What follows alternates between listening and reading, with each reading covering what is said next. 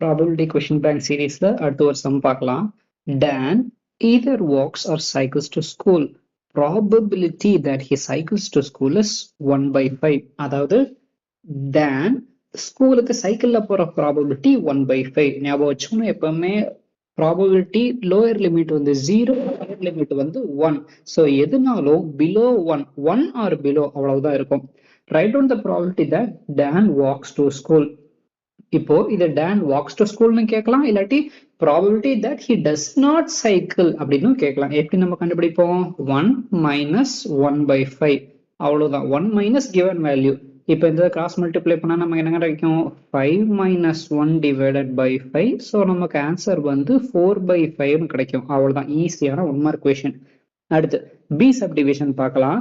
There are 200 days in a school year. Work out the expected number of days that Dan cycles to school. So இங்க பாருங்க, Dan ஸ்கூலுக்கு சைக்கிள்ல போற probability 1/5. That is given இந்த ஏ subdivision question. அதை இங்க use பண்ணிக்கணும். இப்போ 200 டேஸ்னா அதுக்கு ப்ராபபிலிட்டி என்னன்னு கேக்குறாங்க. சிம்பிள் 200ஆல மல்டிப்ளை பண்ணிட்டா முடிஞ்சது. இதை நம்ம சிம்பிளிஃபை பண்ணிட்டா we will get 40. another easy 1 mark question.